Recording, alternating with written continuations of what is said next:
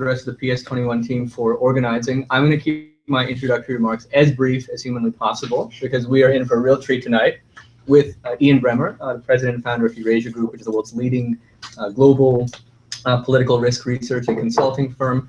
Just a couple of brief introductory remarks. So PS21, the organization that's hosting the event tonight, stands for Project for the Study of the 21st Century. It is a baby of an organization, just 5 months old, but it is already registered quite an imprint and is having an impact on the discussion of the 21st. Please check out PS21. It's doing great work. I'm a global fellow with PS21, and I've really been thrilled with the affiliation. If you are following this on Twitter or want to follow the discussion, it's #Superpower, which is referring to the name of Ian Bremmer's new book and his ninth book. And I think that's about all that. Am I missing at least anything in terms of? Okay, so I'm going to briefly introduce you, and then we'll dive in. So it's really a thrill. So Ian Bremmer, just quickly, president and founder of Eurasia Group, as I said, the leading global political risk research and consulting firm. He's the foreign affairs columnist and editor at large at Time Magazine. He created Wall Street's first global political risk index. He's established political risk as an academic discipline. And as I mentioned, he's published 9 books. And this is his biography right here. And I just actually read what I underlined. And I left out all the rest. I could go on and on, but it would take up the entire session. Okay, so without further ado, I just want to dive in. So this is your 9th book. And most people, when they think of Ian Bremmer, they think of global forecasting, global macro. But this is a very U.S. Specific book. So why did you write it? What was the impetus for writing the book? 10 should be the big book, right? 9's kind of like just to kind of get. Yeah. No, it was a hard book for me to write. It was a hard. First of all, thank you, Ali. I'm happy to do this. This is, I mean, I do a lot of events. I do a lot of speaking. A lot of the guys probably know that, but it's also sometimes too much. It's nice to do something that's informal, where I hope it'll be lively, really no holds barred, engaged. Anything you guys want to ask, really no problem. Ali is certainly, very capable of doing that, but I suspect everyone here is. So I'm trying to make this as fun and lively as possible, right? I'll enjoy it more if we do, and I think you will too. This was a hard book to write for me. And it was hard for a couple of reasons. I mean, if you think about all the things that I've written, the big books in the past, and it's hard to write a book, right? In the sense that, you write it, and then when you're done with it, it takes 6 months before it actually comes out, because they have to organize all the marketing, and the world moves really fast. So you're writing something that really stands up, or should it really have just been an article? And it's always a question, right? So you never know if I don't know if I'll ever write a 10th book. I mean, it's like kind of. You're so close. Yeah. Your biography. Yeah. You'd be an autobiography. Nine's enough, really. Nine's enough. 8 was probably enough, right?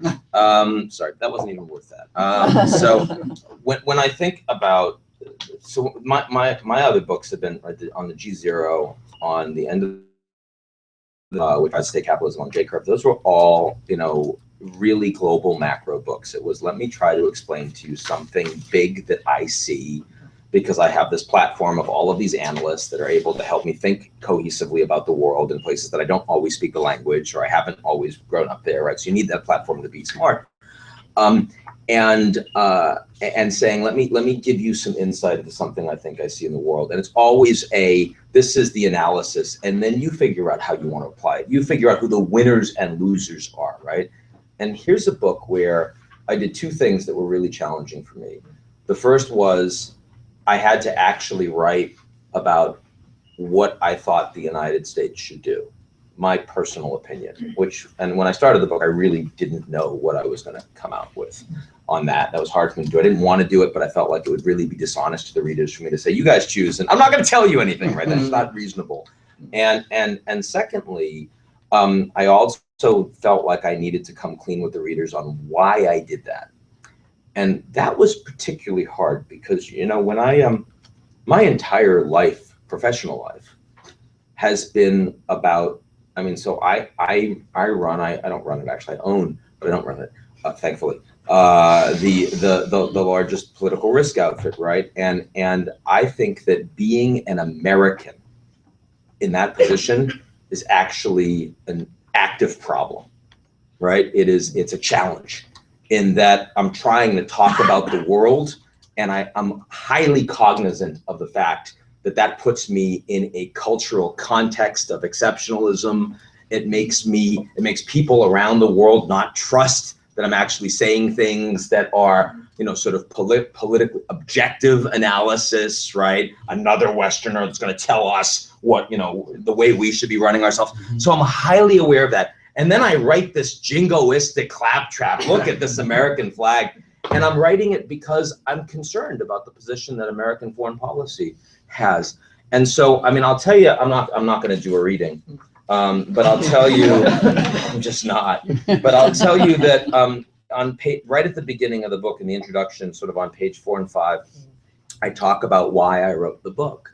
And it's kind of personal. And it talks about my relationship to being an American and coming from immigrant parentage, so many of us have, and growing up in the projects and stuff like that, and what patriotism means to me, what values mean to me. And that was the hardest thing I've ever written in a nonfiction book.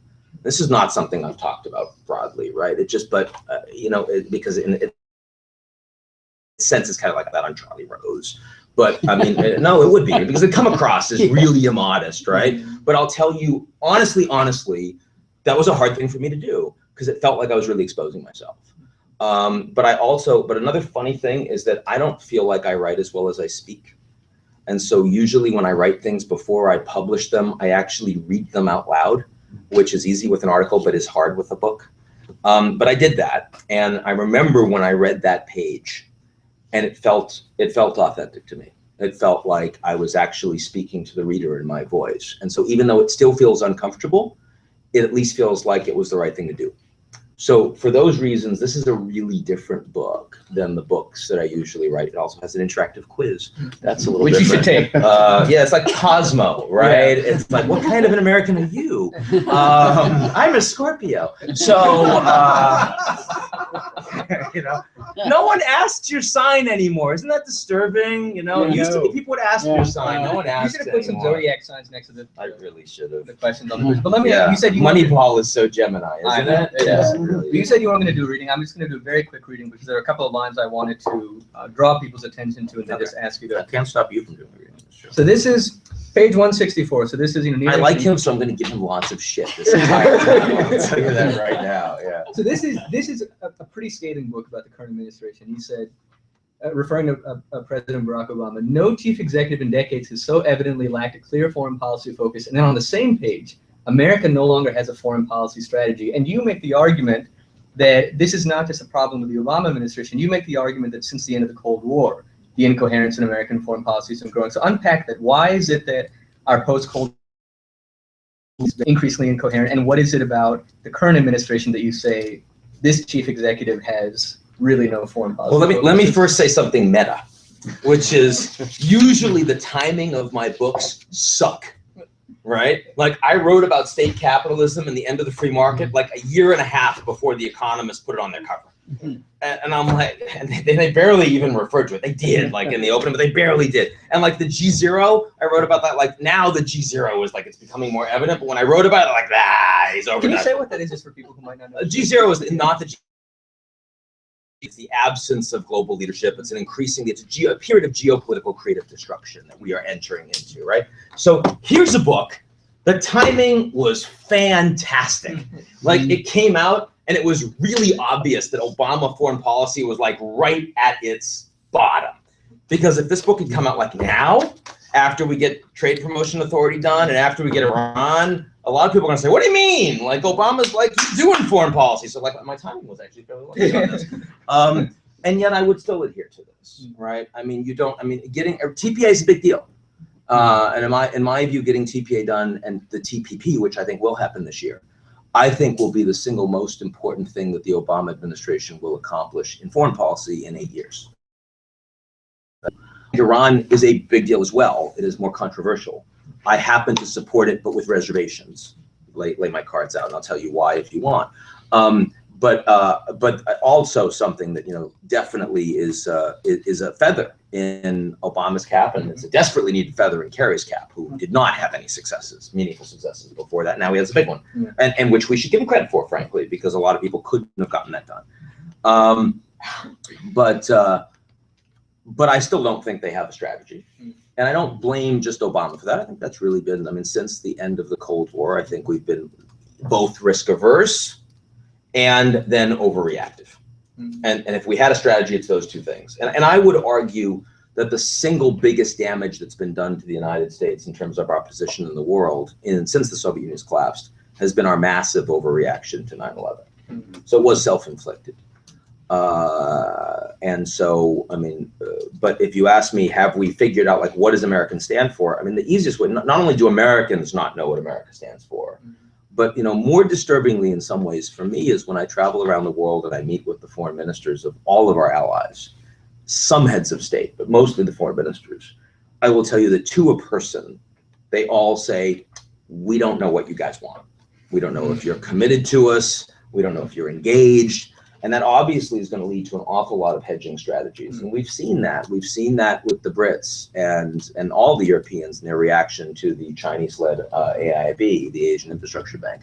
We've seen that with the reaction of the Gulf states to the Security Summit. We've seen it in the reaction to Netanyahu to pretty much everything.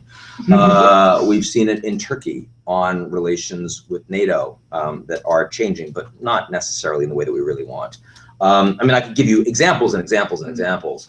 But it's a reality. And we've even seen that with the Canadians in the fact that we have an ambassador to Canada, even from Goldman Sachs. So you'd think that a conservative Canadian government would like him, who have basically frozen him out from meeting with ministers because they were so angry about not knowing if the Obama administration was committed to them or not knowing more broadly if the Americans were committed to them or not. And so I do think that this is a worry, and I think it's a worry because at least after 9/11, that massive overreaction, which cost so many lives, our own and of course so many more outside the United States, and cost so much money and was so counterproductive in so many ways, at least that happened in an environment where the United States was very strong and where the transatlantic relationship was very strong and Europe was pretty coherent and the Russians were somewhat oriented to support us and the Chinese were pretty small.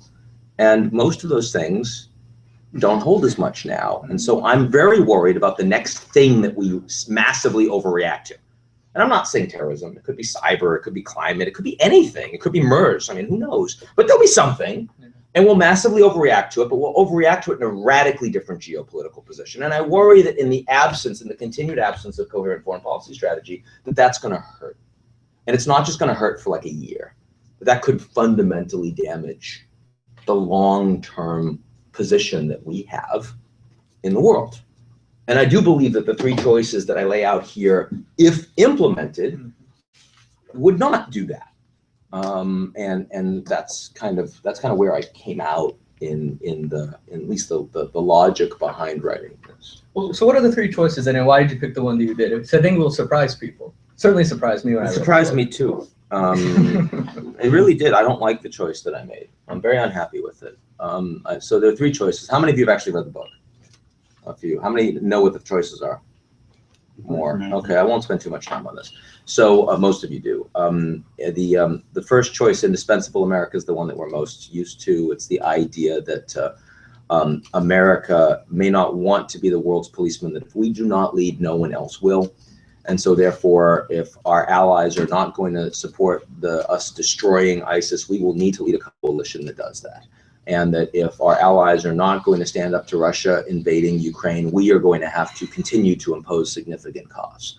And that furthermore, it's not just about that. It's about assertively supporting American-led global institutions, American-led alliances, and promoting our values internationally. That ultimately, the way we beat the Soviets was not by just spending them into submission. It was through our values. It was because the peoples of captive nations in the Eastern Bloc aspired to liberal democracy, aspired to free market capitalism, aspired to rule of law and an independent judiciary. And we were able to promote that in ways that fundamentally subverted the Soviet model. And we should continue to do that, even though it's going to take a very long time. And that's indispensable America. Moneyball America is a much less sentimental look at U.S. foreign policy. I steal it, of course, from Michael Lewis, and I say that in the book. How could one not? I guess internationally one wouldn't have to, because most people haven't heard of him internationally. But in the U.S., everyone has heard of Moneyball, especially now there's been a movie. And the idea behind Moneyball is that we should not be promoting our values internationally, that you cannot tell the Chinese to become free market economists. They will not listen to us. You can't tell the Russians to support human rights. And if you try to tell the Middle East to become liberal democracies, you won't actually like the outcome you get, even if they do it. And so that's a bad idea. And instead of focusing on American values, run America more like a corporation. Look at the value you're going to get for the American voter on the basis of what you expend internationally. So the US will have a very assertive international policy, but it's going to really spend the vast majority of its effort in the places where we're going to get the biggest return. So that means a real pivot to Asia, where when you do a lot of Asia, you do a lot less in other places. And if the Europeans want to support us on Russia, Ukraine, then we'll do a lot there. And if they don't, then I guess NATO isn't so important. You know, you won't have carries for no discernible reason, right? I mean, that kind of thing. That's Moneyball. And then the third is independent America. And independent America basically says, look, those first two strategies sound great. But if you are not prepared to actually live up to them, don't say them, right? In other words, don't tell the Ukrainians that you're going to support them when you're not. Don't say that Assad must go when you have no actual policy happen. Do not say that ISIS must be destroyed when all you plan on doing is containing it, because you're going to lose a lot of credibility and you're going to hurt your alliances. Instead, recognize that you're going to use 21st century levers of coercive diplomacy, which are much more unilateral in their application. So here I'm talking about things like drones. I'm talking about the weaponization of finance, the use of the dollar, and SWIFT system for financial transactions, and the banking system in the US as a club in addition to as a carrot to get outcomes you want. Cyber, of course, would be another example of this. Those are things that independent America does. And independent America does care about values, but not to promote them internationally, to actually live up to them at home. So you're leading by example. And here you're saying the way you get China to ultimately do what we want is not by containing them, but rather to be so successful at attracting Chinese investment because our model is so good that we become too big to fail. So attractive in what we're actually doing that other countries wish to align with it accordingly. That's what independent America stands for. If I wanted to be really cute and cheap, and something I don't say in the book because it's too cute and too cheap, I would say, you know, sort of indispensable America really appeals to your heart. Moneyball America really appeals to your wallet. And independent America really appeals to your brain. And ultimately, I chose independent America, which I hate. It does not feel in any way attractive to me. It's my least favorite of the three. And I'll tell you why I chose it. It was very hard for me to choose it. I chose it for two reasons. One is really analytically strong, and the other is a cheap mechanism. The analytically strong reason I chose it is because I believe that we are entering into this G0 world. And I think that over time, especially because I am not unrealistic or naive enough to believe that I write this book and suddenly we're going to pick a strategy. I don't buy that. And if that's true, we have to recognize that geopolitically, the world is heading in a direction that is going to make independent more likely and more logical over time as we continue not to choose. As the Chinese get larger and have a competing model, particularly economically. As the Russians are more willing to be revisionist for US-led structures, as the Europeans are getting weaker and less coherent, and certainly the transatlantic relationship is more problematic, and as the Americans continue to say, we don't know if we really want to spend. And you look at, you know, demographics in the US, and I took a nationwide poll and saw that millennials were much more aligned with independent than they were with indispensable, while, you know, Americans over 50 were much more aligned with indispensable. All of those things made me say, you know what, independent is probably, you know, if you have to pick a strategy that you're really going to be able to implement over the long term, not just one for 2 years or 4 years, that independent looks more feasible to work. Because you can't just say that you like it, you have to say you're actually going to really adhere to it over time. But the second reason I picked it, which is the cheap mechanism, is that when I looked at the people running for president today, and no, I have no idea who I'm going to vote for. But if you look at them, and I have views, but I just don't know who I'm going to vote for. I don't see anybody that is running for president thus far. I see a lot of people that are using the flag and talk a great indispensable game. I don't see anyone that has yet convinced me that they're prepared to really follow through on it.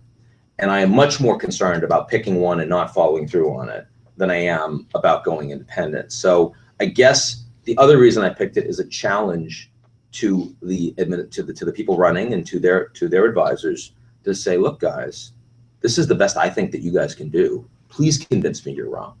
And at the very least, have conversations like this around the country and with the media and the rest, and say, this is our country. Please talk about this, debate. I don't care which one you pick. I really don't. I just want us to not refuse to have the conversation, as we have for a long time.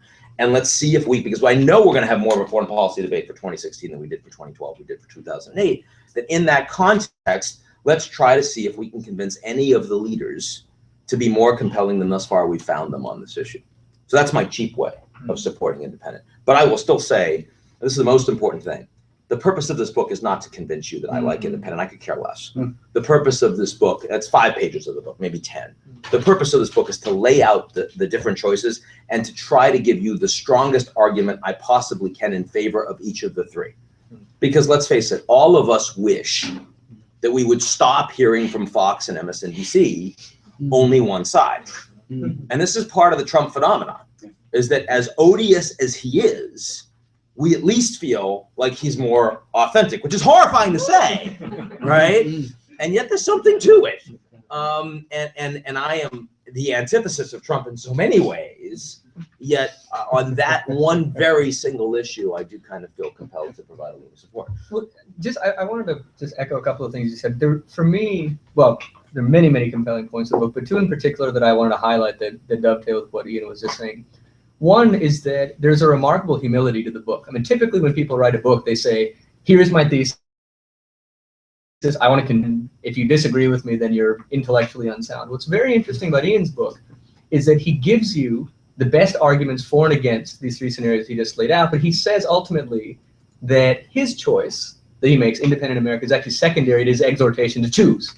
I found that actually very compelling, because typically that's not what books do. I mean, persuasive books try to convince you that the author is that the author's thesis is correct. But what Ian is saying is it's not so much, it's not as important that you agree with me, it's more important that you choose.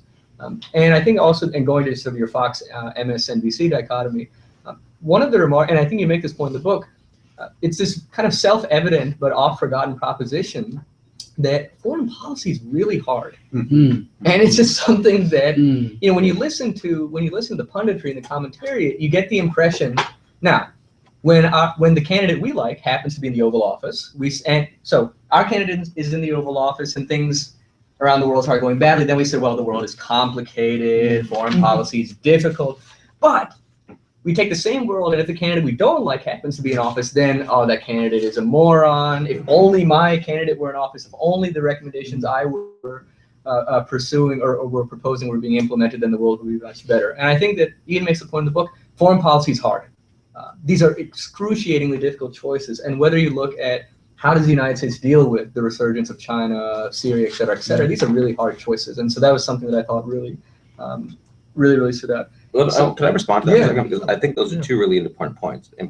I want to say that one of the things that scared me about writing this book, once I came up with my conclusion, is I desperately did not want to be suddenly pigeonholed as the guy that is supporting like isolationism, which would be horrifying to me, right? Like, and it would be so easy for both sides to just naturally do that. And my publishers didn't even want me to call this book Superpower. They wanted me to call it Independent America. I'm like, did you not read the book?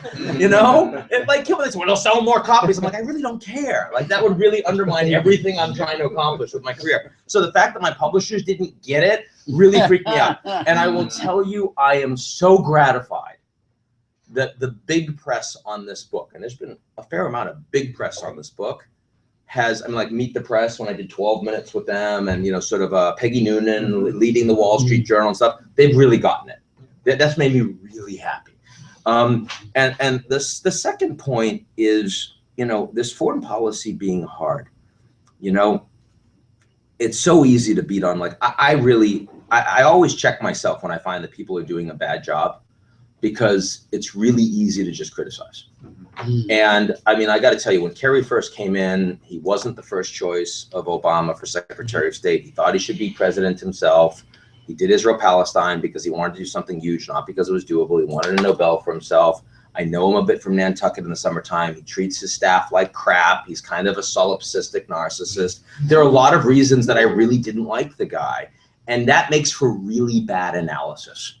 Like really bad analysis, right? So you've got to check yourself with that. And and a lot of people who heard me as I was annoyed at mistakes he made on Egypt and on Syria and in lack of communication with the administration around Russia, Ukraine, were really surprised when I came out and gave him as much credit as I have on Iran. And it's because, yeah, try to put yourself in this guy's position. How many weeks was he spending in Vienna trying to get this done? He actually had an Omani minister working back channel to get him with the supreme leader in Iran, which very few people could do. And I mean, at the end of the day, yeah, I would have liked a few extra things in this deal for the Americans on the nuclear side. But I mean, when you really try to put yourself in his shoes, and that's incredibly hard for any of us to do, myself included, I have to say, it's America that got this deal done. It's a win multilaterally, it's useful geopolitically, and I have to applaud Kerry for doing it. My God, I've taken abuse for that. Because I had all these people just assumed that I must hate Kerry, and therefore I was like them. And you know, I mean, the horrible thing, I mean, the great thing about partisanship is that you don't actually need to know anything to understand how you feel about an issue. And that is, it's a fantastic win, right? It's intellectually so easy. But as a political analyst, it's so debilitating. And it really worries and media that, my God, you know, it's everyone is fitting into this platform of, you know, sort of tell me where you sit and I'll tell you where you stand. It's horrifying. And Graham Allison, you know, came up with that. He understood the analytics fine. We kind of all moved in that direction. The essence of non-decision. Yeah. It's really bad. So that's been, I find that that's still a real challenge. And it's getting harder. It's getting easier for me to deal with on the global stage because US exceptionalism is fragmenting. That's become easier to deal with. But on the American stage, it's actually become harder. So I want to open this up soon. So I'm just going to ask one more question. Let's apply. So you picked independent America. I want to apply that to a couple of contemporary foreign policy dilemmas, and then we can open it up to folks. So China. So 10 years ago, I was actually just thinking about it. So 10 years ago this September, Robert Zoellick, then as Deputy Secretary of State, gives the famous speech in which he exhorts China to become a responsible stakeholder. That's 10 years ago. And then that same month, September 2005, so again, about a decade ago, one of China's leading thought leaders or intellectuals pens an essay in Foreign Affairs talking about how China will achieve a peaceful rise. And 10 years after those important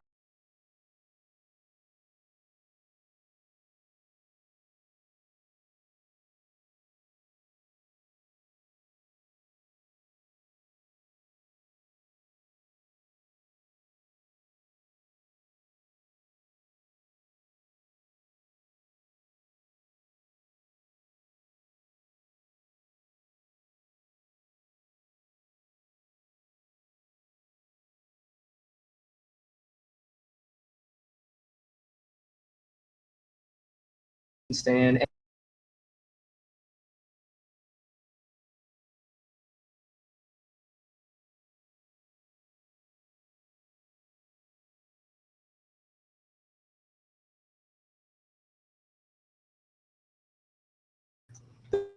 of China and what that means for the kind of influence and the rebalance global institutions, US dollar, standards, all that kind of thing that was required for us to be treated as a normal great power. Not the superpower, but as a normal great power. And I absolutely think this relationship is going to get worse. And you see it. You see it on cyber. I'm a little bit less pessimistic on the military side. I'm very pessimistic on the global standards and architecture side. You know, the Silk Road initiatives, that kind of thing. And I'm very pessimistic about the general business environment for many U.S. corporations operating in China. And I'm not sympathetic. I'm very empathetic with how the Chinese see these issues, because you know you spend a lot of time talking to them about it. And you're like, yeah, okay, I got that from your perspective. It's not our perspective, but you get. This is, you know, the notion of responsible stakeholdership. When Zoellick first brought it up in a meeting with his opposite number, he was DepSec at the time. They were all like sitting together and mulling it over, and he thought, oh, they're really trying to get this. And then they came back and they said, can you please translate responsible stakeholdership? They did not translate it at the time, right? And because responsible stakeholdership from the American perspective is, well, look, the Chinese are becoming more powerful, and as they do, they have to take some of the American burdens. That, you know, that only makes sense. They have to contribute. Where the Chinese perspective is, so wait a second, you want us to act like a rich country, even though we're still poor, we're not industrialized. You want us to like come to the table and help you deal with climate, but you're not going to pay for any of it, right? Even though you're the ones that fully industrialized and we haven't gotten there yet. And you had all of these global public goods, but you don't want us to free ride the way you did. And then secondarily, you want us to support a global system that has your standards, your support for rule of law's conditionality, your democracy, your free markets, when that system is not our system. It actually promotes you guys, not us. It's a strange notion of responsibility. It's a strange notion of responsible stakeholdership. And those two things are mutually exclusive. Yeah. And to be fair, when the Chinese say win-win, I love it. I have some Chinese friends that tell me that win-win means that the Chinese win twice. I always love it. So they have the same problem, you know. I think that what independent would mean for the United States would be first the hard recognition that no matter what the US does over the next 10 years, the extent to which the Chinese succeed or fail and the extent to which we have a problematic or more positive trajectory to the relationship is overwhelmingly going to be determined on the basis of domestic dynamics in China, not by what we do. Particularly have a whole bunch of different strategies with different presidents, administrations, Congress, and all the rest, but it's probably true anyway, given how much transition the Chinese have to go through. So it is a recognition that we are not the fundamental drivers of what's going to happen in China. That would be one thing that independent America would say. Again, I'm not saying that's the only way to look at it. I'm saying that's, you asked me to apply it. Yeah. And point would be that the best way in that context to get the Chinese to really align would be to recognize that you really want the Chinese to be so freaking invested up to their necks in the US that they desperately want us to succeed and like them. And that's a really important thing that is not, I mean, you know, it's the age-old economic, this isn't really new, it's just an application that if someone owes you $1, it's their problem. If they owe you $1 billion, it's your problem. We really would like China to have it be their problem. That we want them to, that we want them so much at stake with the United States succeeding. I mean, after the 2008 crisis, financial crisis, there was a very troubling and brief period of Chinese arrogance. Of theirs were actually saying things like the US model is defunct and the dollar should go away. And look at the abdication of responsibility in the banking system. Look at Lehman, look at Madoff. Now they came to their senses very quickly after that. But concerned. I mean, the worry is, what if they were to say that in 10 or 20 years and they were more right? And what if they really did start to seriously diversify away from the American market? And what if we helped them through a too aggressive application of CFIUS regulations? What if we helped them through protectionism? What if we helped them through, you know, sort of a bunch of people that say that the Chinese are like, you know, sort of evil incarnate, and so we're not going to engage in their markets. We're not going to make them frenemies. We're going to make them enemies. Right? That would be a very problematic thing from an independent America perspective. But when we say that we want the Chinese to play by our rules, we're not saying that we want them to play by our rules domestically in China, because we don't feel like we can really affect that. Here we go to Hillary Clinton in a classic Moneyball statement, which is, it's really hard to lecture your banker on human rights. I thought when she said that as Secretary of State, that was immensely powerful. I can't remember the last time a Secretary of State said something that I so intrinsically agreed with. And yet I don't believe that she will say that once running for president, because she wants to wrap herself in the flag much more now, you know. And I'm hoping that I'm going to have a chance to actually interview her at some point or talk to her publicly over the course of this campaign. One of the things I've tried to do is set up a bunch of talks with candidates on foreign policy, and I will absolutely ask her that question, because it's important. But you know, we'll see where it goes. Russia, Ukraine. Yes. Independent America. So for applying independent America, so we see that's easier. That's easier. Of course it's easier. Okay, all right. Of course it's easier. Well, because we so obviously screwed up Russia, Ukraine in a way that China is much less obvious, right? No. I mean, look at where Russia, Ukraine is right now, right? I mean, we've oriented the Russians towards the Chinese. We've said we're going to isolate the Russians. We've clearly failed on every count on there. We're losing the Europeans on sanctions. The Ukrainians are in worse shape today than they were when the Russians first intervened. The IMF will continue to support the Ukrainians. That's good. They'll probably be able to buy themselves out of Russian debt. But I think that's a useful thing. But generally speaking, I mean, we've got 6,000 dead in Ukraine, and we bear some culpability for that. Because we convinced Poroshenko that if he fought the good fight against the Russians, we were actually going to support him, which wasn't true. And so, I mean, independent America would say, stop, you know, I mean, that it's Ukraine.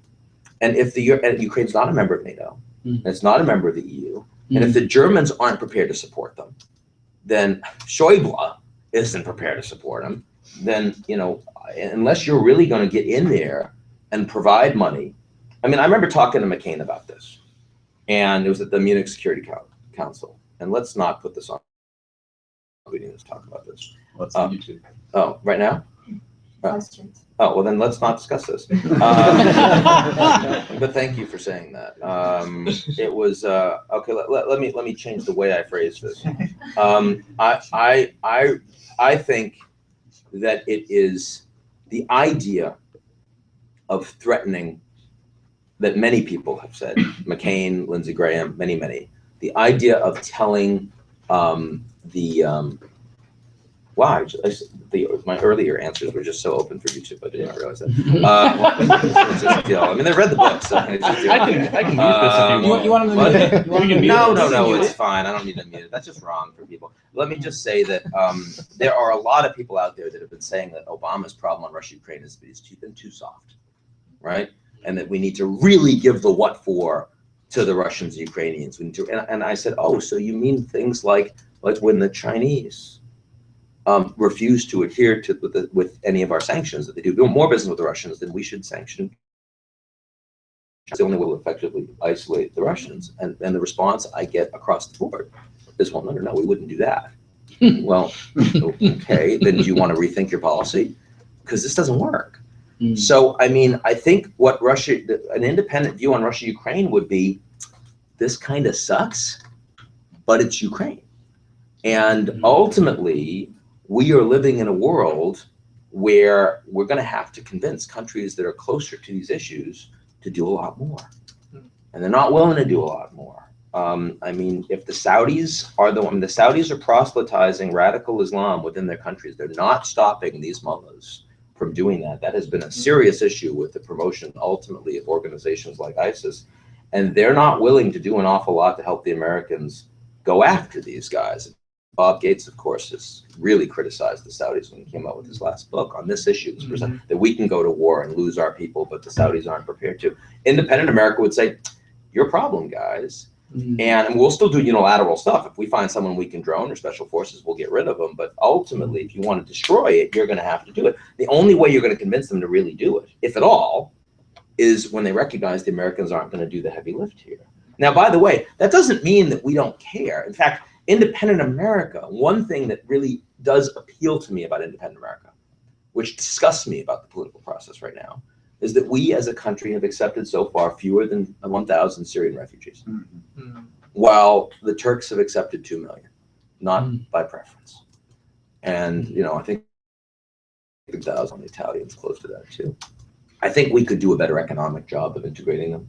I think we could do a better social job of integrating them. David Layton, a former professor of mine with Berkeley, when I was at the Stanford Berkeley program, the other side, we've got to take courses from both, did this piece in the New York Times, said that we need 50,000 Syrians like in Detroit. It would really make a difference, right? No response from any presidential candidate. I'm disgusted by that. And when Trump talks about the fact that we need to build walls, no. We've got oceans, right? Syrians can't swim here, right? That's part of the problem for them. And we refuse to address that. And so, I mean, I really believe that as much as we're going to tell the Saudis with independent America that this is their problem to combat ISIS, we're going to tell the world that we're going to lead by example and actually doing something about these refugees. That we have a Statue of Liberty. It's the way we built our country, that I got here, my parents got here, our forebears got here because of values that we apparently no longer adhere to. And the fact that does, I mean, it's clear that millennials in this country have been turned off by and disgusted by the process because they're skeptical when a corporation tells them what to believe. But they don't believe in a corporation. It's a transactional thing. You buy a product, you don't expect anything. But from America, millennials expect more. They believe that, we're citizens of this country and we want our politicians to do more than just sell us a product. We want our politicians to have a level of authenticity, and we feel like they're failing us. thing that I think independent America would really try to stand up for. And that's one of the things that makes independence so different from isolationism, frankly. Right? It's really important. I have 20 more questions that I could ask, but I really wanted to open up. So, so please, when you ask your question, please make sure to answer the question mark, so it's not just an open-ended statement. So questions only, make them brief, and please identify yourself. So, yeah.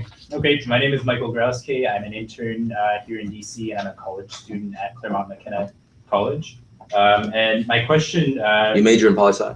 International relations. Good man, okay. Yeah. Major. But my question relates to something that you mentioned earlier on, which is that overreactions are some of the our overreactions are responsible for some of the serious foreign policy failings that we've experienced. And I'm wondering if there's maybe like any one reason that you would attribute for our historical overreactions. If you think it's pandering to voters, or if you think it's gerrymandering, poor political district construction, or what exactly it is. But I'm wondering if there is anything that you would say is responsible for that. Tremendous feeling of safety, and then suddenly having that shaken. The incredibly short time horizon that we have, both as very individualist, entrepreneurial Americans in the market cycle driven by capitalism. Every quarter we want our returns. We never relax. Take it easy, more sustainable, more balanced, right? That's got to be part of it. Part of it is an electoral cycle as well that makes it just more difficult in the absence of one huge looming enemy, which we had in the Soviet period. I mean, think about how long it took us to get involved in World War II, right? I mean, and then when we finally did, because wow, my God, they hit us in Pearl Harbor, that was like full freaking force, right? And after it was over, we actually set up the world order as it was constructed for many, many decades and is now eroding. That's, I think that's a reason for it. There are many reasons for it. I'm sure that there are, some have to do with kind of geostrategic position. I'm sure some have to do with, sort of the nature of the electoral system. The fact that Washington and the United States has a system with checks and balances that is, basically oriented towards consensus and not to move towards extremes or take a lot of action on a day-to-day basis, but has the flexibility to really act. And that's not just foreign policy, of course, that's domestic. Think about our reaction in 2008 financial crisis. Everyone said Congress couldn't do a damn thing, but when we were really hit, we acted really fast, right? So, I mean, there's a little bit of that too, but no, righteous indignation for a minute, and then we move on to the next thing. And we saw that with Ebola. No one cares. We got 3 countries in West Africa that are completely falling to shambles. We got Liberia in free fall and utter depression with no infrastructure whatsoever. We got millions of people being affected by this. We could care less until 2 Americans show up with Ebola. We're like, oh my God. And we spend most of the money in the US, right? I mean, that's objectively insane. And I mean, the idea of the precautionary principle is objectively insane. I mean, the idea that you're going to spend that much money to ensure that there will not be a single terrorist act in the United States. You've got to be kidding me, right? I mean, the Brits have a much healthier response to how one deals with, a terrorist threat. They've had other problems. I mean, they've got a panopticon that's developed in their country, and that's an issue too. I mean, we're getting there, but that's technology broadly. That's not just the United States. Anyway. Don't make me rant. Sure. Don't make me rant. I'll start ranting. You know you don't want that. We do. Scott Lacey, as a haircut may indicate, military. Question for you on, as the you are high and tight, my friend. You really are. Keen analysis, right? That's what it's all about. He's not only keeping his jacket on, but he still has his tie. That's what's extraordinary. You can't see this on YouTube, but this is pretty. This is super high. It's all about discipline. He's got epaulets, for Christ's sake. That's right. Yeah. So my question for you is, you give a shout out to Meade's special province, but really there's only 3 of his 4 traditional folkways that are spoken of in your 3 possibilities. And the voice of Jacksonians in particular are almost silent in independent America. Is there a reason for that? I loved the fact, I liked both him and I liked Anatol Levin on ethical realism. Those are the 2 that I gave the shout out for. And what I liked most was about the structure of the way they wrote. That these were people that I also thought were really trying to lay out kind of the groundwork historically of how different strands of American policy have thought about, and public intellectuals, granted, think about and have thought about where America's role in the world is. I do not think of Superpower as just a logical continuation of those books. I think the 21st century is different. Again, I don't believe that there's any isolationism in the 21st century. Why? Because we're massively economic interdependent on us right now. I don't think the Americans have normal enemies going forward. We've got some rogue states like the North Koreans. We've got some non-government actors like Anonymous and ISIS and the rest.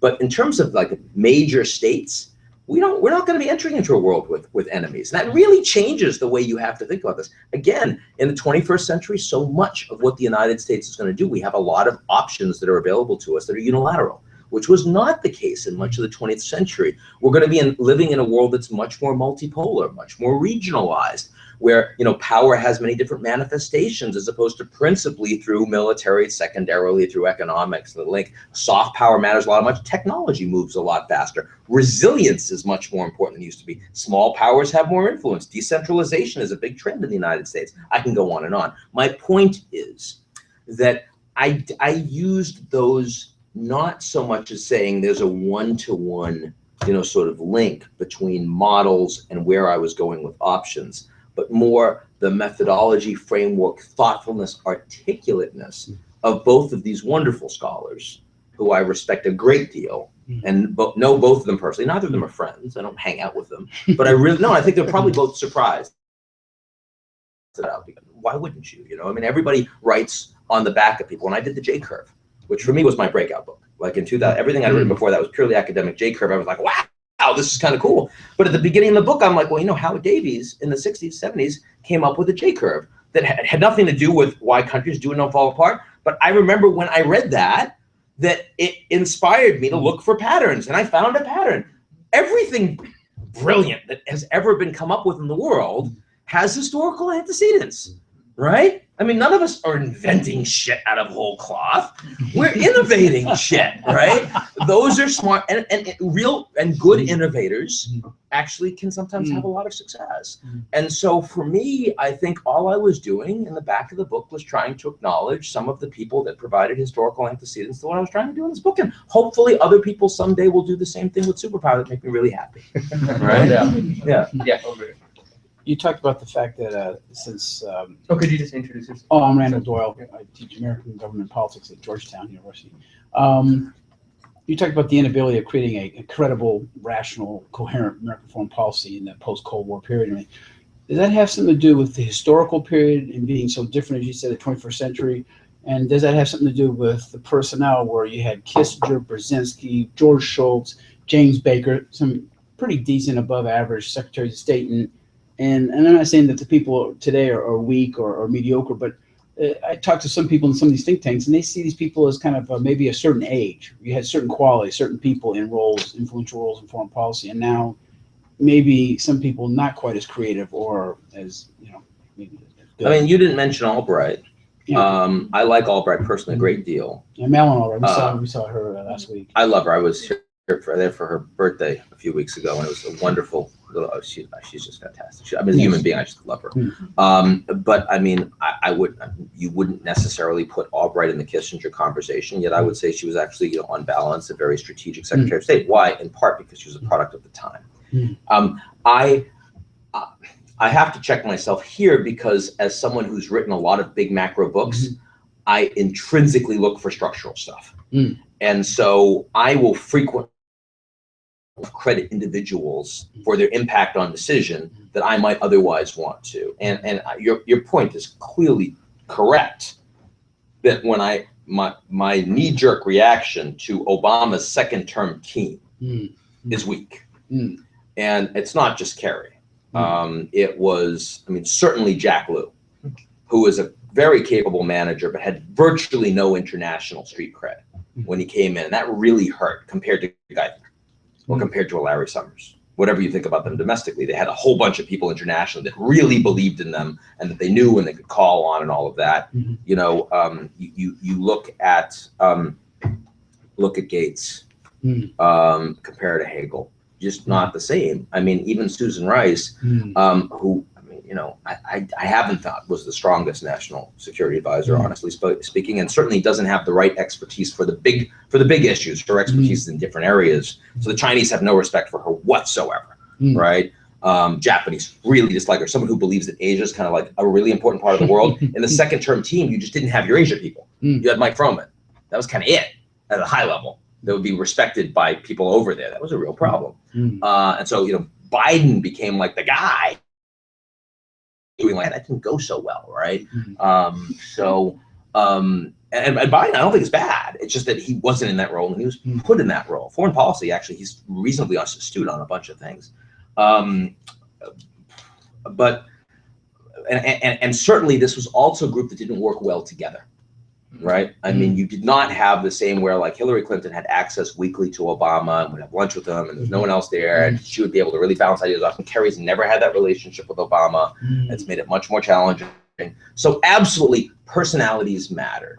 But I wouldn't want to paint the entire last 25 years and say that all of these people just weren't strong. I don't think that's true. Again, I think first term Obama was actually pretty good. And in fact, they were, fairly bipartisan in many ways. They had, the ability to really reach across the aisle, the ability to work with Congress, and yet there still was a strong absence of strategy. And I think in part because there wasn't much call on it in the election process. I mean, Romney versus Obama, that 2008 on foreign policy, the third one was a disaster. There was nothing there, and there was no reason for Obama politically to try to move the needle in any direction. That's not what he was voted in for. He was a first-term senator. It's not what he was elected for. And part of that is a product of the structure. So I also think it's hard to unpack this. But I accept your point. If you ask me what percentage of all of this is individuals and personality, 15, 20%. It's real. It's there. It's in the mix. I wouldn't say it's determinative. Yeah.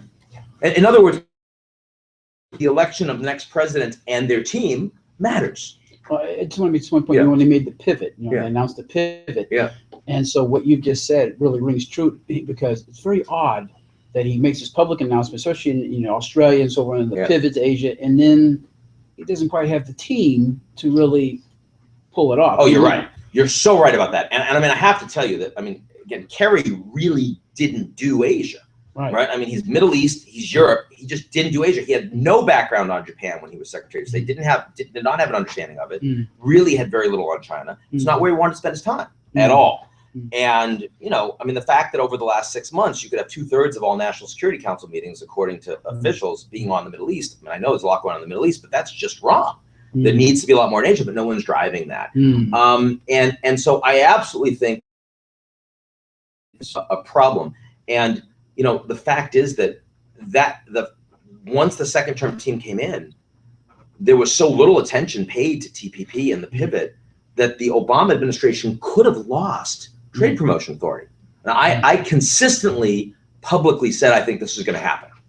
But towards the end, I was probably only 60-40, 70-30. It should have been 90-10. It was so easy to do. And yet the absence of focus. But to be fair, Froman, very capable as U.S. trade rep, and Obama putting the full court press on in the last few weeks and got it done. Thank goodness, because again, I think it's the biggest deal strategically for them in terms of their long-term legacy. But they could have lost it, and you are absolutely right to point that out. Yeah. I'm Mike Nelson. I work for Cloudflare, which is a web security company. Cool. But back in the 90s, I worked in the Clinton administration at the White House on tech policy. Okay. You know my buddy Alec Ross? Of course. Absolutely. Jared Cohen, old group. Yeah, I love those guys. See them all the time. But one thing I learned at the White House is you always have 3 policy options. I'm curious whether you thought about a 4th or a 5th policy option that you left out. And I'd like to put forward a couple elements that I was surprised not to have you emphasize. Okay.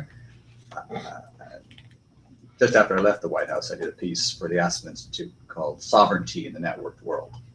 And I talked about how with something like Bitcoin, with the technology of the internet, social media, you can see a world where a lot more power goes to the small canton rather than the large national government. You can see the flow of money through Bitcoin going around governments, and you can also see radical transparency. Yeah. WikiLeaks is the first indication. Yep. Did you think about some fourth category, something like Facebook America, where it's not an exceptional nation, it's an exceptional network, and we're actually using these technologies to build alliances at the grassroots level on a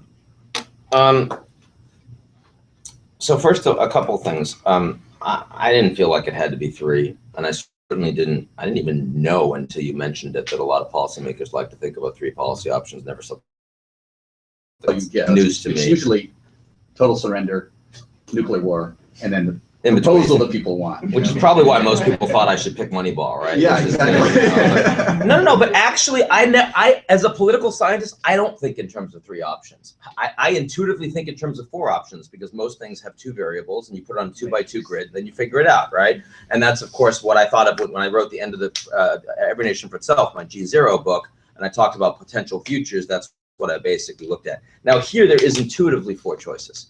Because the fourth choice is you don't choose. Right. You could choose, so there are actually four scenarios. Five would really be too much. Five's a lot.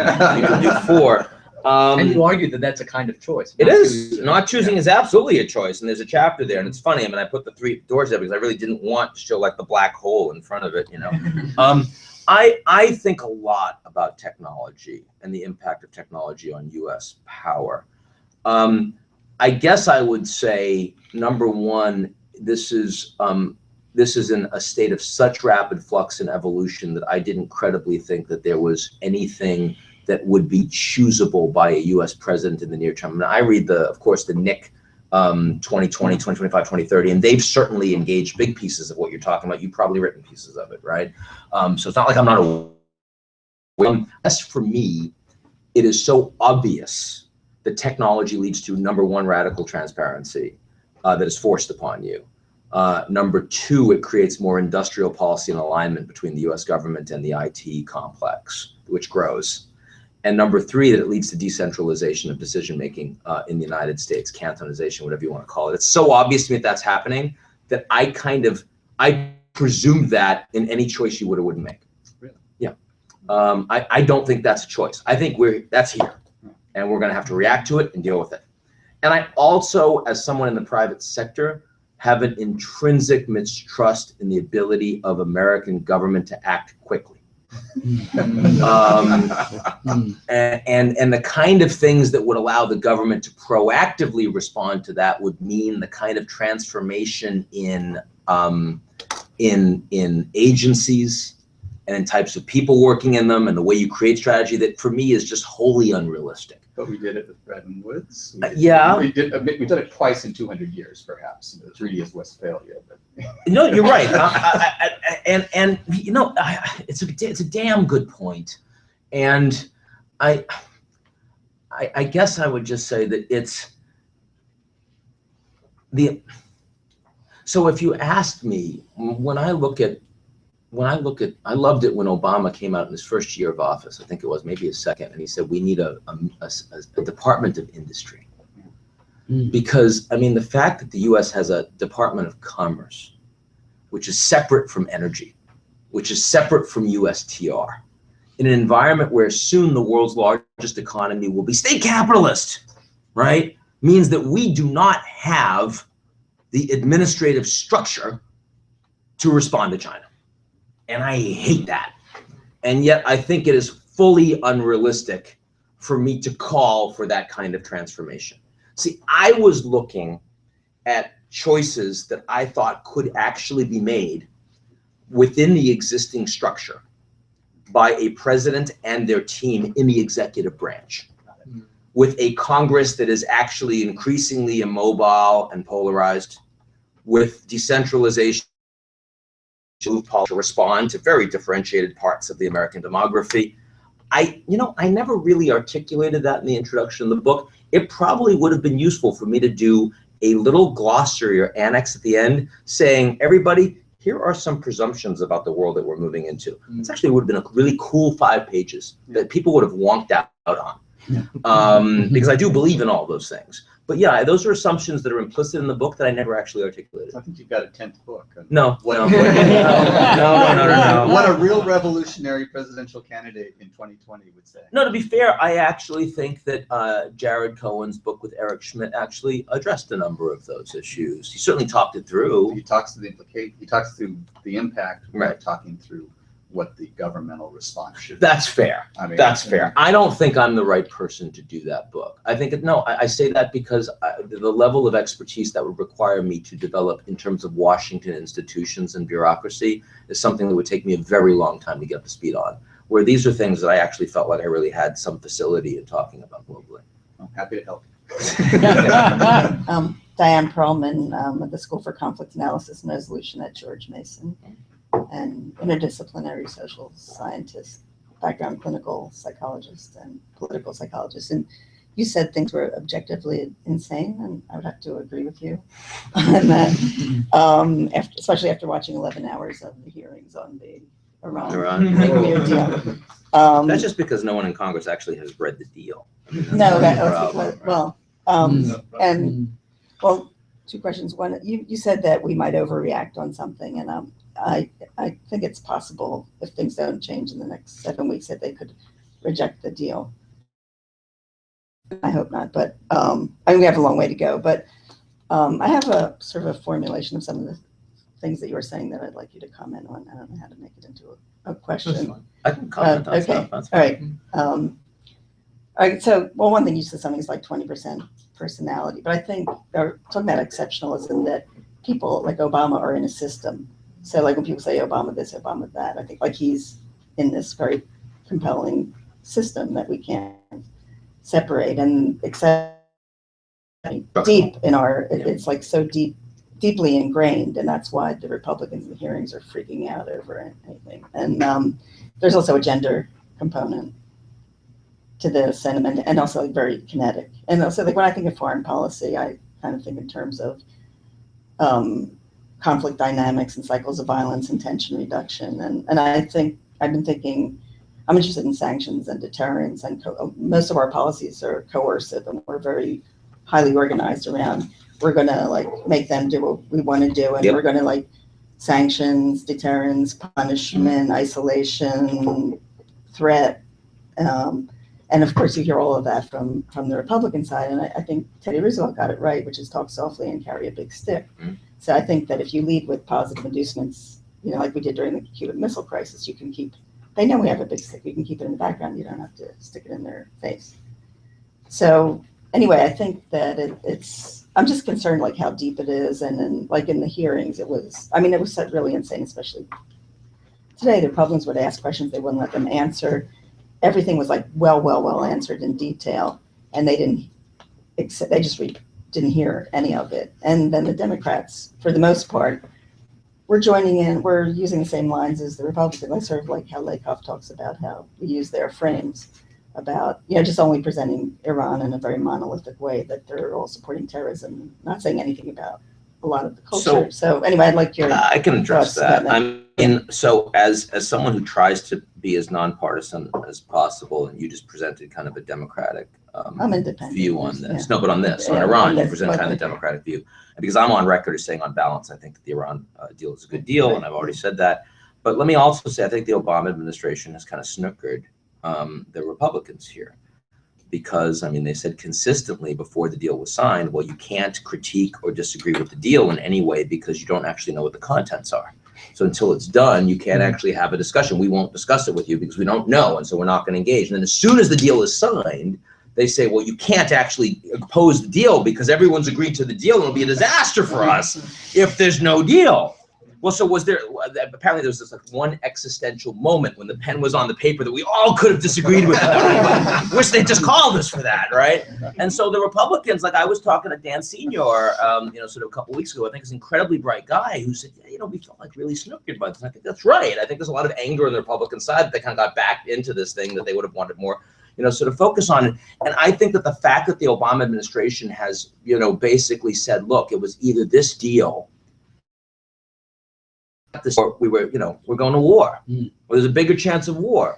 That's a lie, which I'm offended by, right? It was either sign this deal or it was more interim deal and further negotiations, which might have led to a better deal, might have led to the same deal, might have led to a worse deal. Now that's a boring thing to say, but it's the truth, and they don't want to say that. Furthermore, the fact is that Kerry and Secretary Moniz are incredibly schooled in every single detail of this deal. They've been living this for months. They're really good at it.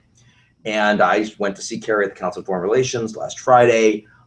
He was, incredibly on top of all of his speaking points. The council is a fairly smart group, fairly educated, but had nowhere near the expertise they needed to actually push him or punish him on this thing, right? And Congress is in war shape. And I have briefed several members of Congress in the last week saying, you know what, we haven't actually read the deal, but can you at least tell us what we should be arguing, right? And which is good. No, I mean, you don't expect the congressman to read 150 pages of dense prose. Well, even if they did it, they wouldn't have the background. So go and get a few experts, but not just me, but a bunch. That's a good thing to do. I feel good about that. And I'm sure that other people in this room have been contacted as well, and that's a good thing. I think that that's also meant that Kerry has not had, and Moniz have not had, to be completely transparent about the parts of the deal that haven't gone very well for them.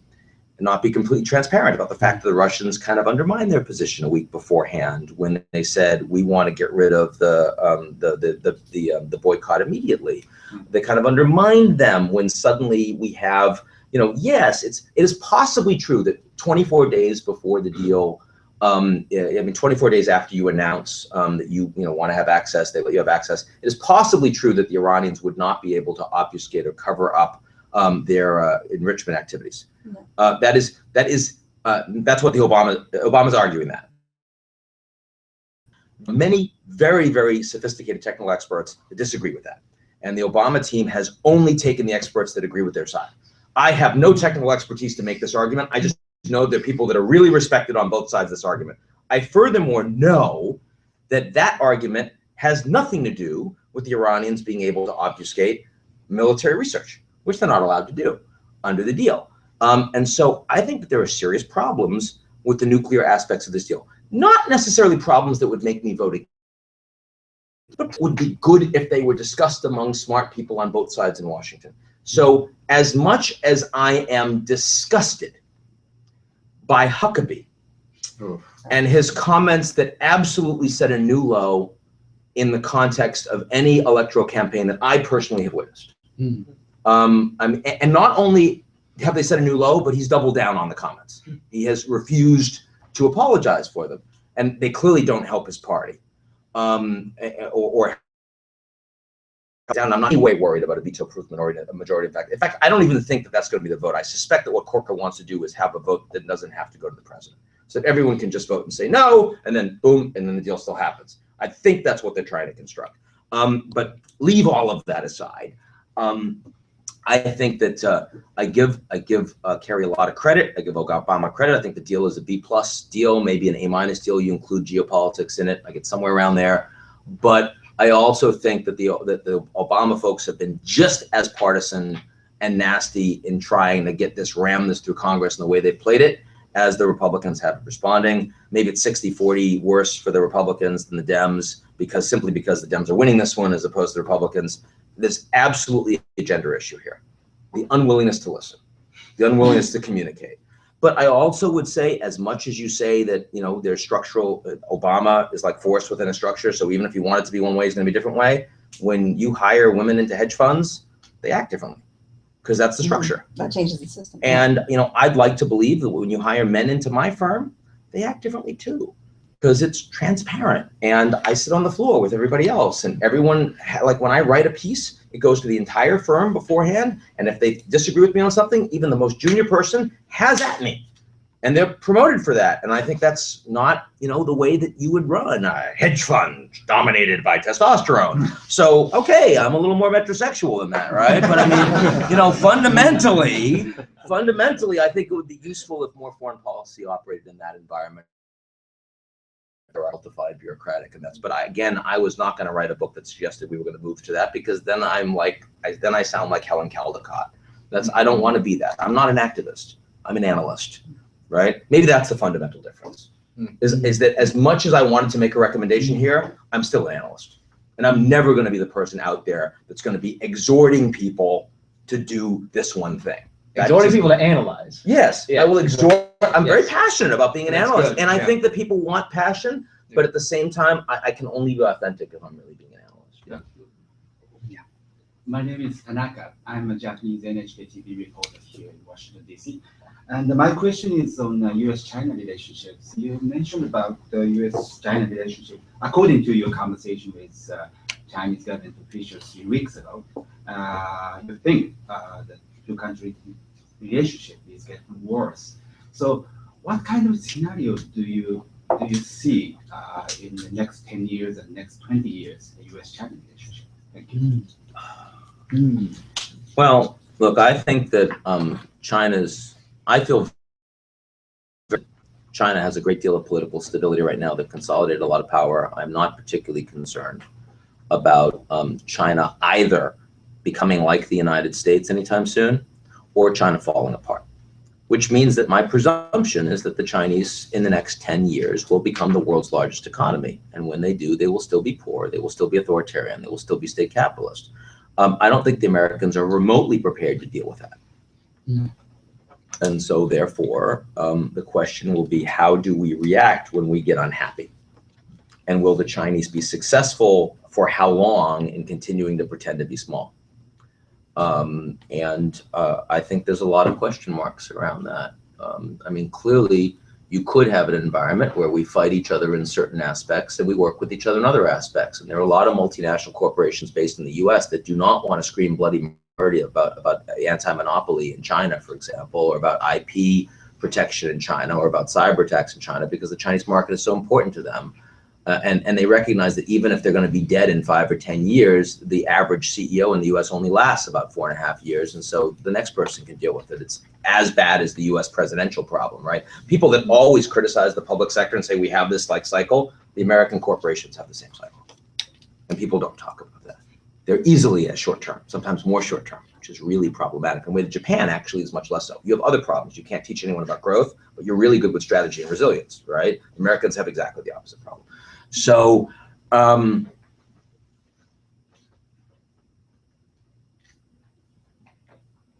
I absolutely think that the war that's going on between the Americans and the Chinese on cyber is a serious problem. So you know that the Chinese now, against the Office of Personnel Management, have grabbed these, 22 million? Is that the present operative number? It goes up by a couple million every few days. Accounts, classified accounts of everyone that works in Washington. They know everything that you've possibly ever done or thought about doing to anybody. And we're so outraged by this, but we're outraged about something that almost certainly the Americans have done to the Chinese and all of their officials. We better have, right? And otherwise, why are we doing cyber? I don't actually, of course, I don't know that, but because I don't have access to that sort of information, but I also don't want to know it because I don't want it to be made known that that's what the Americans, even if we do have all of that information, the Americans are not going to find remotely acceptable the notion that the Chinese have parity with us on anything. And that's the problem, right? I mean, in the Cold War, we were not prepared for the Soviets to have parity with us on anything. And we're going to be in an environment where in many ways, not in all, not in energy, not in food, certainly not in military capabilities globally, but in cyber probably, maybe in space capabilities, and certainly economically, the Chinese are going to have parity with us in many ways and manifestations. I don't think we are remotely prepared to handle that. Especially as the Chinese have such different preferences and priorities in terms of values. And should, because they're not developed yet. I mean, would we care as much about climate as we presently say we do when we were at $10,000 per capita income? No. Why should we expect the Chinese would be? That's just not, it's not fundamentally reasonable, but we're not prepared to have that conversation reasonably with the Chinese. And this is why I said at the beginning that it's so hard to lead the political risk firm when you're an American, right? Because the intrinsic presumption that you have when you're talking to the Chinese across the table or the Russians or even the Europeans is that you can't get your head out of your ass on this basic stuff. And we're bad at that. And our media is even worse than we are analytically. And, you know, one of the things I try to say to all the people that join my firm and also anyone that I engage with publicly or on social media or whatnot, is that this is a really important thing to do. And it's fundamentally hard. I get it. Like I tell all of my analysts, people will frequently ask me, is something good? And I say, for whom? If you should, in my firm, you're not allowed to use the term good unless there is actually an object of that sentence. And if you say good for me, right? Your personal background, your family, your cultural context, which I'm usually not interested in, right? So like, I don't want to delve, that's psychology. Like, I don't care if it's good for you. Tell me who it's good for, and then I can have a useful conversation with you, right? And we Americans are kind of bad at that, right? Bad for who? Actually bad for us. We're bad for us long term, right? Because we will, by virtue of refusing to understand where other countries come from, their contexts, we frequently will act in ways that are counterproductive to the relationship, that will undermine our own long-term strategic interests, which we're clearly doing with Putin in spades, right? And I mean, I think a little bit more humility. I mean, the fact that Chinese are actually reasonably good at giving the Russians face. How hard would it have been when we sent my buddy Mike McFall? Remember this, Mike? A lot of effort together. I really like him personally. He's from Montana. He's a Rhodes Scholar. He's incredibly smart. He's all-American, wonderful wife, kids, the whole thing. He's so thoughtful. He's so earnest. We sent him to Russia to be the ambassador, and he's a pro-democracy guy. He's a pro-opposition guy. And the first day he gets there, he meets with the opposition.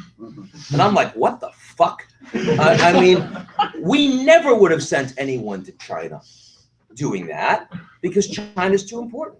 We never would have disrespected the Chinese that way because we know it would have hurt us. But with the Russians, who cares? You know? And that is American exceptionalism in a way that does nothing but damage us. Hurt us in the slightest. To have shown the Russians a little face. Say, no, no, no, you're important. We care. We understand where you come from. We'll take some time. We'll get to know your perspective. Would have cost us nothing. We refuse to do it. We are culturally frequently incapable of doing it. And you know what? It's because we've got these big oceans, and for decades, you know, it didn't matter if you agreed with us or not, because you had to suck up to us. But now, when China becomes the largest economy, if we don't get this right soon, it's going to start hurting. Why would we do that? Why would we do that? We have to get this better. Especially a place as insulated as Washington, right? We got to be better at this. And I worry more because also when I go to, you go to Davos, or you go to like, you know, these other big, wonderful meetings of the great and good, and you realize that those places are even more insulated because you have a bunch of Western globalizers who all, no matter what country they're from, they're more like each other than they are like any of the people back in their own countries. And they subscribe to fundamentally US-like global values. They might be a little bit more European, but they ain't Chinese, right? I mean, the Chinese that go to Davos are either listening and not saying anything, or they're the globalizers. You can't go there and pretend you're hearing the whole world. That's a really bad and dangerous thing to do. And yet our media presents it, World Economic Forum. I love the World Economic Forum. I love what they do, but they are as global as the World Bank, right? Or the World Series, right? It's not. And I like that. I gotta tell you, that was good. I've never compared the WEF to the World Series before. I'll use it again. That went well. It's a first. Good. Freaking unplugged, right? Yeah. I think it might be my first F-bomb on YouTube. So there you go. Good. Okay, I'm tired, guys. Here we go. So, okay, last one. Last one. Go ahead. Well, I read your book, which is well fascinating work. Thank you. I'm really wondering, why did you, how did you come up with the quiz? You know, it just reminds me, like kind of textbook, which is good. You know, you focus the reader on questions, and then after depending on a course of American foreign policy, you answer the questions, which is an amazing idea. And second question, being Ukrainian. Yeah. Apologize for my whole country. Yeah. I lived in Ukraine in 1992, actually. Yeah. Believe it or not. Yeah. Well, how do you see your opinion, you know, like the solution for Ukraine, because we were expecting, for support and for the U.S. to be a mediator in our relations, Sorry. with Russia. No. And at the moment, we can understand that we will not be accepted in NATO. Also, a lot of people, we will accept you, but if the thing will not be accepted at the moment. Okay. Yeah. No third question. No. Okay. So 2 questions. The second one's a big question. I can't really answer it in full. You know that. I've spoken a lot about it. I've written a lot about it. I'll tell a couple things. One, I mean, clearly we're heading towards a situation where Southeast Ukraine becomes Transnistria. It's another frozen conflict, right? I mean, we know that. It's not, the Russians aren't going to give it back, but they're also not going to formally annex it. They don't want to own it. They want to use it as a lever to continue to destabilize Ukraine, move them in their direction, stop the Ukrainians from ever making good at the EU association agreement. NATO's never a possibility, that kind of thing. And I think that's going to be true for a long time. Transnistria has been there for a long time. The Russians will wait you out. They're bigger. No one ultimately cares about Ukraine. Look at how much the Germans care about Greece. You think they're going to care about Ukraine? We are having an existential moment right now in Europe about the fact the social contract no longer means anything in that part of the world. And yet that's what it was based on, was that shared value. It's so sad.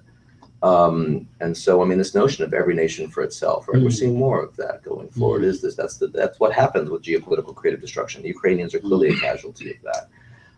I'd like to see the IMF and the international organizations give a lot more economic support to Ukraine, so at least that rump Ukraine, which of course is much angrier now at the Russians. It's much more cohesive in being anti-Russian, anti-Putin, anti-Kremlin, can potentially be able to govern itself more effectively going forward. Right far from all, its populism is growing in Ukraine, and they could tear each other apart. So I do worry about it. What's happening in your country sucks right now. I understand it. It's no fun. Sure. Well, it's bad. Yeah, Saakashvili's there now in Odessa, but I mean that just shows how desperate they are, because I mean the Ukrainian government itself has been seen as so corrupt, and there's so few people that are loyal that they're willing to put someone like Saakashvili in charge of Odessa. And when I said that in a conference to a whole bunch of international affairs people the day after it happened, and people hadn't seen the news, they thought I was making a joke. No one thought it was true. They thought that's too ludicrous to actually be happening, because it's such a screw you to Russia. And it's so like begging them to go and take other steps. But these guys are desperate. They're completely desperate. The Ukrainians have been put in a completely impossible position. I mean, who would want to be president of Ukraine in this environment, right? I would rather be Ashraf Ghani in this environment than president of Ukraine. I would. He's got a shot, right? Again, something I've never said, but it's true. It's really true. It's viral now too. What? It's viral now too. It's viral now. No, it's not. It's not. The beautiful thing is that no one is actually watching this. It'll be okay.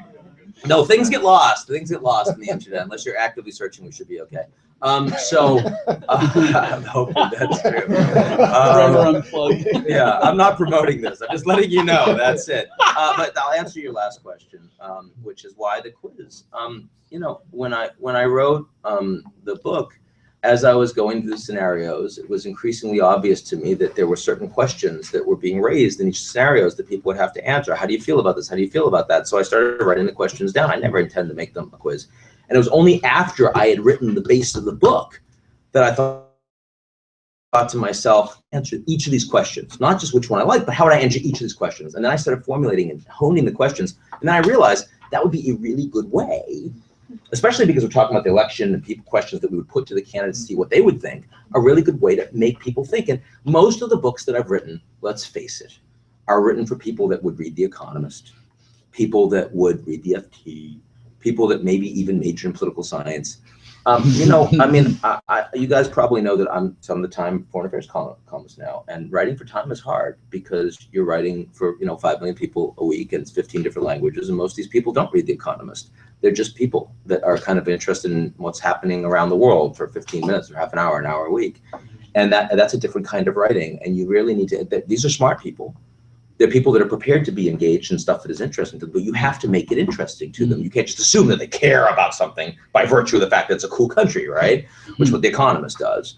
And so that's what made me think that this quiz would be a great way. I wanted to do something that would engage people to have a conversation at the dinner table.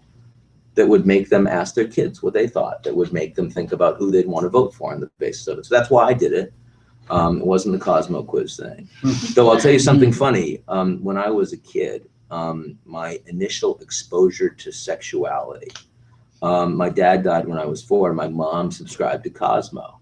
I grew up in the projects, and I didn't know a damn thing. I mean, I went to public school. I was pretty close. My mom was completely overprotective. But she had Cosmo, and she didn't know. I read Cosmo, right? So there I am. I'm like 7 years old, 9 years old. I'm reading Cosmo. I'm trying to take this quiz. I don't know what the answer to most of these things are. But I did have this early experience with answering short quizzes. So maybe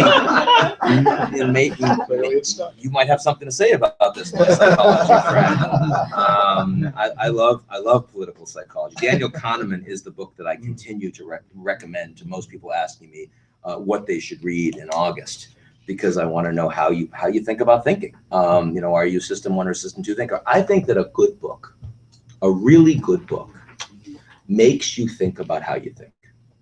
Makes you really go inside yourself and say, what not only like how you react to something emotionally, but what is it that's going on with your cognition? What's behind it? Why do you feel that way? I'm so sick of just put them down immediately. And what I loved about Daniel Kahneman's book, vastly better at this than my own book, anyone that's read it knows this, is that all the way through it, magisterial kind of compendium of his entire life's work, he actually forces you to think about how and why you are who you are. That's really compelling. So for those of you that haven't read it yet, Thinking Fast and Slow, you really should, because I think it would help more than anything that I've just said. That's a good fundamental structural basis to think about why it is that you would think that something is good or something is not good, and then we can start talking about foreign policy issues. That's a nice way to close. So Ali, thank you very much. Did I tell you you were in for a treat? Thank you.